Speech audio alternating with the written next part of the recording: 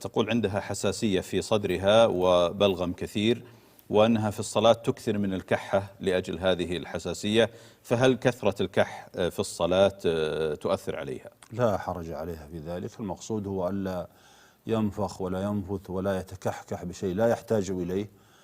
أما مع وجود البلغم لا سيما من عنده حساسية أو في آثار نزلة برد أو في آخرها، فهذا يؤذي، ولو احتاج إليه فلا حرج عليه. إنما المقصود هو ألا أن يفعل شيء لا يحتاج إليه فيكون نوعا من العبث، فهو بين كراهة شديدة وبين تحريم يبطل الصلاة إذا كان ظهرت فيه العبثية. أما أحيانا يغفل الإنسان فينفخ نفخة غير مقصودة أو يتنحنح نحنحة غير مقصودة شدد فيها بعض الفقهاء ولا وجه لها الحقيقة.